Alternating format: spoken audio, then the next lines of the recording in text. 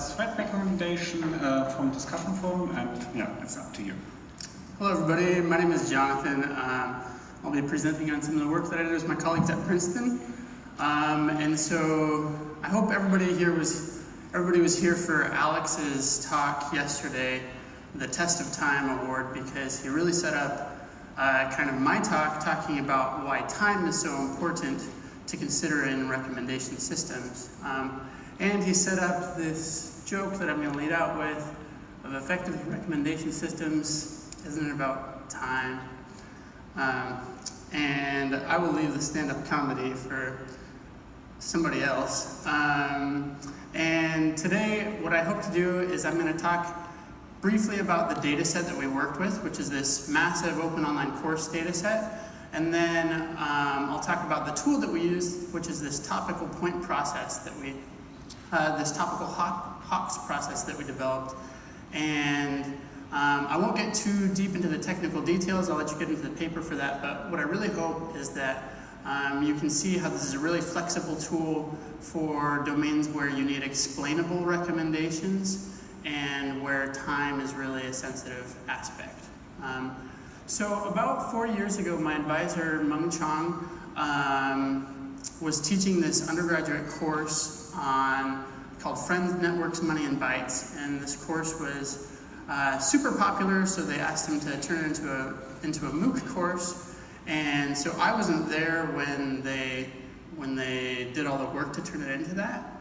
But I kind of got some of the fallout. I heard all the things that they learned, everything that went wrong, everything that went well. And kind of the lesson, the big takeaways that they took out is that they're kind of like three avenues of learning. There's this instructor-driven avenue where the instructor is curating the content for the students. Then there's like this student-driven avenue where the student uses supplemental material, studies by themselves.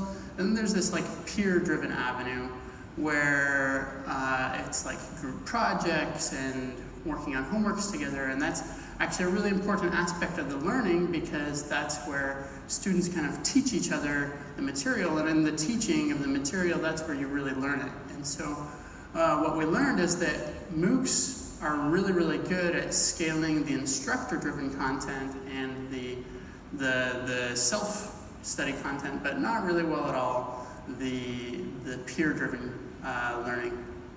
So there's big evidence that social learning is really an effective way to learn, and so you kind of have this spectrum where, like Facebook, you've got hand-tailored algorithms that are trying to serve the most relevant content that's just trying to get you to interact with the platform, and then you kind of get over to the side of Piazza, these learning platforms where like the content is really important, but there's no real effort on like how to recommend that to the students in an effective way. And so kind of what we're dealing with is on the Piazza end, where we have these students creating this content, but it's all private and it's all not accessible by a search engine. So to kind of give you an idea of the data set that we're working with, it's comprised of all these threads. And in a typical MOOC forum, you're getting hundreds of new threads per day. And each thread may, have anywhere between a dozen posts or hundreds, depending on how relevant a thread it is. And then we have a time series of timestamps, user IDs, and then whatever the content was of the post. And so, that content can also include these direct links, direct replies, or it can be like a sub-mention to someone. And another thing that we notice is unique to these MOOCs is that the activity really decays a lot. So whereas maybe in like Stack Exchange or Reddit, you'll see people stay pretty uniform over time, kind of just activity, but in these MOOC forums, it's like the first couple of weeks have a ton of activity, and then after that, it just kind of exponentially decays until the end of the course. And so you really, really, really want to catch them quick with good recommendations while they're still relevant. And then another aspect is we kind of group all the posts in a single thread into the same topic. And we do that with LDA that we interleave through our Hawks process. So again, the challenges in this MOOC structure is that there's no real explicit social structure. You may interact with somebody on a thread, but it's not like your buddies like you are on Facebook. There's no content tagging or really explicit labeling of the content, which makes it challenging. And then it's also really time sensitive, because as the course is marching forward, then the content becomes less relevant from a week ago. And so, like, the big challenge here is we need to help learners to sort through these posts. And like, there are hundreds of posts every day, and we need to direct them to what they might be interested in. And so we want it to be personalized. We want it to be able to handle unsupervised content, and time sensitive. So there are a lot of approaches to this. There's kind of like pretty classic collaborative filtering, matrix factorization approach that some people at CMU did, and is one of our baselines, the one in bold. And then there's the content filtering approach, and then there's also where you just look straight at the social links induced. And so we compared ourselves to all of those, and really what you'll see is that our model is kind of a mixture of all of those. So our model is based on the point process, and this is what Alex referred to in his talk is really key, is the fact that anytime you have these arrivals, he was talking about arrivals of, like, say, when you're going to open your phone, that you can parameterize it according to some variable rate function. And so, maybe for like the phone notifications, your rate function would be some sinusoidal parameterization that you would learn about the time of day. But in general, like, a point process is just this continuous, where the rate is continuous, and then the likelihood function is just this product of the previous events that have happened. And so the Hawks process then is a special case of that, where the rate function is a sum of these decaying excitations of previous events. And so this is super duper duper flexible, because essentially you've got this excitation and this decay rate for this decay kernel, and then whatever it is that you want to learn, it's a super flexible framework. So if you're trying to, like let's say in a football game, explore the likelihood of when a goal is going to occur, you could assign different excitations for each event in the football game. So maybe it's like a corner kick or a substitution or something like this. And then you could learn, you could infer how powerful each of those events are into contributing to the overall probability of a goal being scored. And then as a coach, you can make big informed decisions. So this is like a super duper flexible framework that you can use for really anything in probabilistic modeling, and we found it super helpful in our thread recommendations. And so what we built, there are a lot of letters and stuff here, but what it really comes down to is the question we're asking is, what is the probability of a learner U posting on a certain thread about a certain topic? And we construct a rate function for every learner, topic, and thread. And this rate function is telling us, like, the Poisson posting rate that we would expect for that user. And the excitations that we have here is each user receives like a base excitation for posts.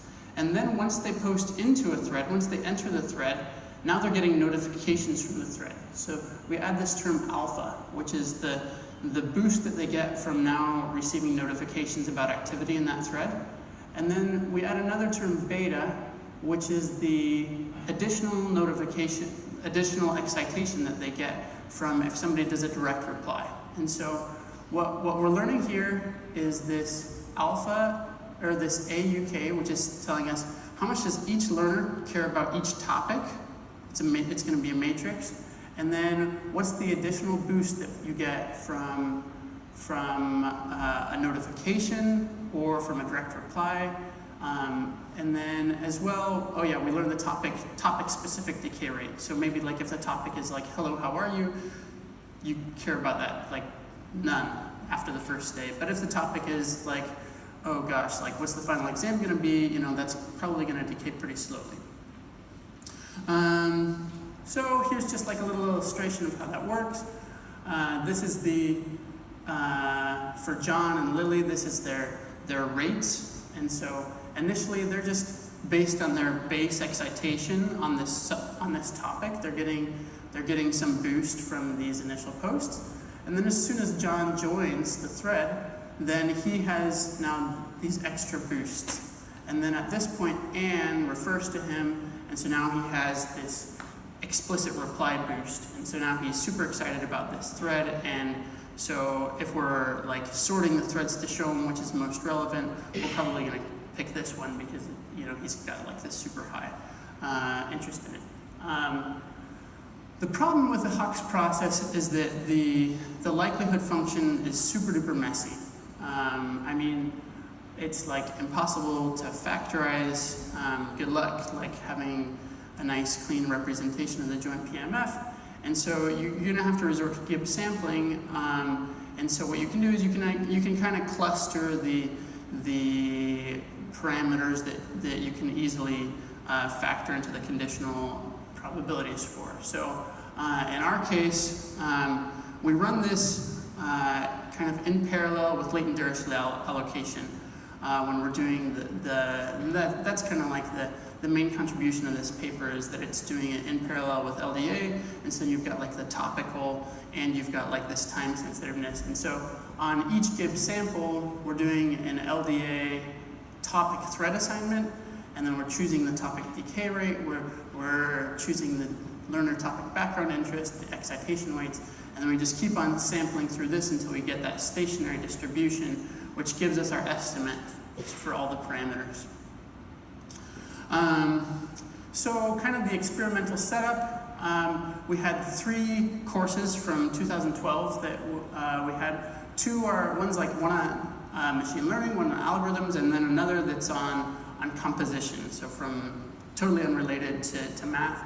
And the setup was we trained the model based on like these truncated threads starting at time 0 till whatever time point, and then we have some training window, and then we can recommend any thread that has been started until the end of that training window. And then our baselines that we compare against is kind of like what you would expect your typical forum recommenders to be. So like the most popular post, the most recent post, and then this one based on like social closeness, and then the matrix factorization. And so we learned a couple things, like yay, our line is at the top of the lines, which is like what you want when you're gonna publish anything. But we also learned that, so this, yes, like the topical interest is greater than the social aspect, but then the social aspect is a lot more powerful than the matrix factorization. So I guess the matrix factorization approach is trying to create like this latent combination of threads and users, but I think because a forum changes so quickly, it's hard for that to even catch on, and so the social weights end up being a pretty good predictor. And then another important aspect of this is the aspect that it's a clear box method. So we get these really cool analytics from it as well. And one of the analytics that we get is the topic clustering and also like the topic decay rates. So like I said, some of the topics that lasted for a long time were topics that had to do with just handling the course dynamics. So like, oh, you know, how do you make this thing work? And then some of the topics that were pretty short had to do with like specific topics within the course. And you can kind of see that there. And then another cool thing is that we learned that there is a significant boost due to this direct reply effect. So kind of the summary is that this Hawks process is a really powerful method for making time-based recommendations. And I mean, there are a lot of cool directions to take in like doing reinforcement learning for the recommendations, but the beautiful thing about this is that it's topical, it's time-based, it's personalizable, and it's also interpretable. So with that, thank you for your time, and I'll accept any questions.